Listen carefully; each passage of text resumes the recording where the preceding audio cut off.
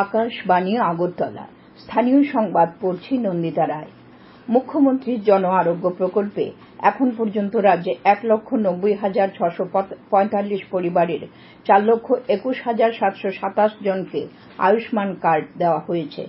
গতকাল state health agency THPS জানিয়েছে, এই প্রকল্পে সমস্ত তালিকাভুক্ত হাসপাতালে বছরে ৫ লক্ষ টাকার বিনামূল্যে চিকিৎসা পরিষেবার সুযোগ পাওয়া যাবে। এই প্রকল্পে এখন পর্যন্ত ৬,৮৭৩ জন রোগী বিভিন্ন হাসপাতাল থেকে বিনামূল্যে চিকিৎসা গ্রহণ করেছেন। এজন্য ৭,৯৯,৫৩,৭১৫ টাকা খরচ হয়েছে। উল্লেখ্য, গত ১৫ ফেব্রুয়ারি মুখ্যমন্ত্রী ডা মানিক সাহা মুখ্যমন্ত্রী জন আরোগ্য প্রকল্পের সূচনা করেছিলেন। দেশে আজ পরিসংখ্যান দিবস পালন করা হবে। মূল অনুষ্ঠানটি নয়াদিল্লির ক্যান্টনমেন্টের মানেকশ সেন্টারে আয়োজিত হচ্ছে। অনুষ্ঠানের প্রধান অতিথি হিসেবে উপস্থিত থাকবেন ষোড়শ অর্থ কমিশনের চেয়ারম্যান ড অরবিন্দ পানাগারিয়া, জাতীয় পরিসংখ্যান কমিশনের চেয়ারম্যান অধ্যাপক ড রাজীব লক্ষ্মণ কারান্দিকর এবং পরিসংখ্যান ও কর্মসূচি বাস্তবায়ন মন্ত্রকের সচিব ড সৌরভ গর্গও অনুষ্ঠানে অংশগ্রহণকারীদের উদ্দেশ্যে বক্তব্য রাখবেন।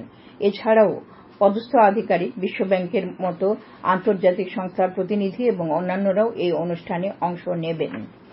এদিকে আজ রাজ্যেও পরিসংখ্যান দিবস পালন করা হবে। সকাল ১১টায় রবীন্দ্র শতবার্ষিকী ভবনে পরিসংখ্যান দিবসের অনুষ্ঠানে উপস্থিত থাকবেন পরিসংখ্যান মন্ত্রী বিকাশ দেববর্মা।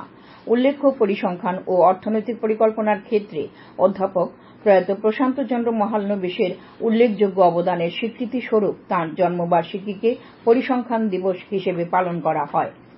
আসন্ন রথযাত্রায় একগুচ্ছ সতর্কতামূলক ব্যবস্থা গ্রহণের সিদ্ধান্ত নিয়েছে পশ্চিম জেলা প্রশাসন।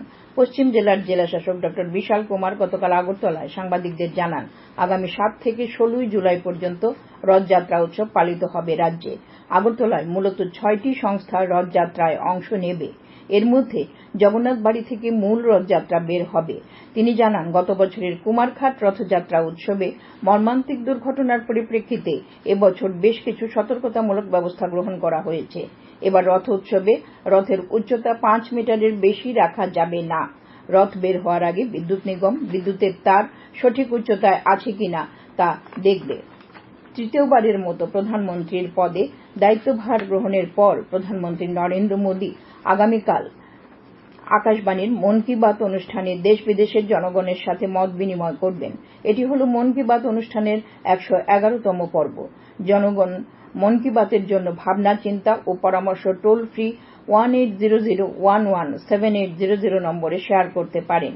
এছাড়া নরেন্দ্র মোদী অ্যাপ অথবা মাইগভ ওপেন ফোরামে জমা দিতে পারেন।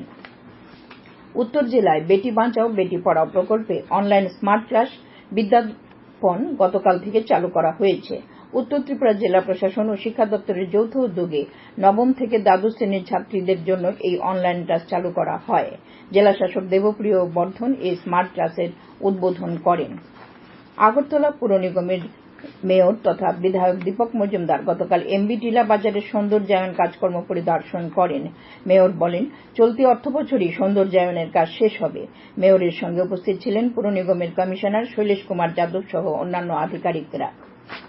উত্তর জেলা পুলিশ সুপারের নেতৃত্বে গতকাল সন্ধ্যায় পুলিশ ধর্মনগর বাগবাসা সড়কের রেলগেট এলাকা থেকে 18,000 ইয়াবা ট্যাবলেট সহ 2 পাচারকারীকে আটক করেছে। জেলা পুলিশ সুপার ভানুপদ চক্রবর্তী জানান, উদ্ধারকৃত ইয়াবা ট্যাবলেটগুলোর কালোবাজারি মূল্য আনুমানিক 90 লক্ষ টাকা।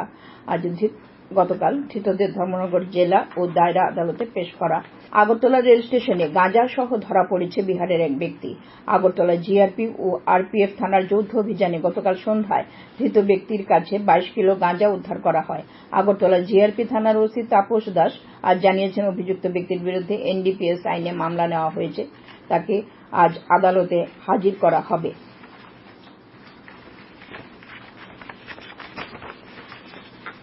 রাজ্যভিত্তিক সিনিয়র ক্রিকেটের এলিট গ্রুপ থেকে সোনামুড়ার অবনমন হয়েছে। গতকাল ধর্মনগরে অবনমনের গুরুত্বপূর্ণ ম্যাচে কৈলাসহর 10 রানে সোনামুড়াকে পরাজিত করে। এদিকে সিনিয়র প্লেট গ্রুপের ফাইনাল ম্যাচটি আজ পরিত্যক্ত হয়। তেলিয়ামুড়া ও আমবাসার মধ্যে মেলাঘরে এই ম্যাচটি আগামীকাল হবে। আবহাওয়ার খবর। আবহাওয়ার পূর্বাভাসে জানানো হয়েছে, রাজ্যে আকাশ প্রধানত মেঘলা থাকবে। বিভিন্ন এলাকায় বজ্রসহ বৃষ্টিপাতের সম্ভাবনা রয়েছে। আজ ভোরের সর্বনিম্ন তাপমাত্রা ছিল 26.4 ডিগ্রি সেলসিয়াস।